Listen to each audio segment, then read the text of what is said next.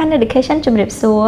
សួស្តីបងខ្ញុំចង់ទៅរៀននៅប្រទេសចិនខ្លាំងប៉ុន្តែប្រសិននៃការដាក់ពាក្យមានការស្មុគស្មាញមែនតើទាំងរឿងសាកលវិទ្យាល័យអាហារូបករណ៍និងវីសាខ្ញុំមិនដឹងត្រូវចាប់ផ្ដើមពីកន្លែងណាទេ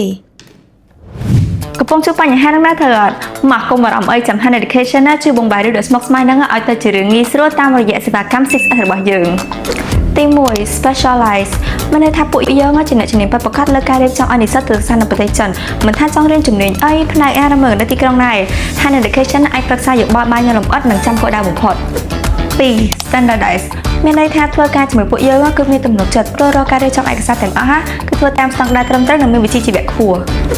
3. Simplicity រកឯកសារខ្លួនឯងហត់ហើយថាពេលច្រើនទេទៅអត់ប៉ុន្តែបើសិនជាមក Higher Education គឺចាប់សពគ្រប់នៅក្នុងកន្លែងតែមួយមកដោយសារតែពួកយើង provide ជាមួយនៅ one stop service ដែលចាប់តាំងពីការប្រឹក្សាយោបល់ការរៀបចំឯកសាររហូតដល់ការបានទស្សនកិច្ចវីសាទៅប្រទេសចិនហ្មង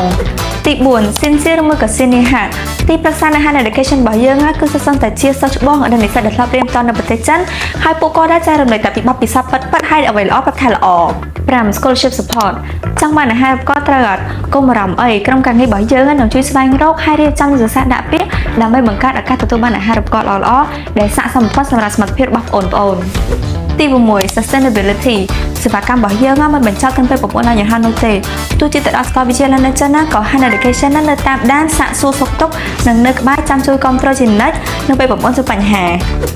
ដូច្នេះហើយនៅ Higher Education គឺជាទីប្រឹក្សាដែលគួរឲ្យទុកចិត្តដែលជួយសម្រួលរាល់ការលំបាករបស់សិស្សនិស្សិតកម្ពុជាដែលមានបំណងចង់ទៅបន្តការសិក្សានៅប្រទេសចិនហើយយើងក៏មិនត្រឹមតែរត់ឯកសារមុខទេយើងក៏មានជួយតម្រង់ទិសអនាគតរបស់បងប្អូនណាចាប់តាំងពីថ្ងៃដំបូងរហូតដល់ថ្ងៃជោគជ័យអញ្ចឹងកុំភ្លេចផ្ញើសារមកកាន់ Higher Education ឥឡូវនេះដើម្បីទទួលបានការប្រឹក្សាយោបល់ free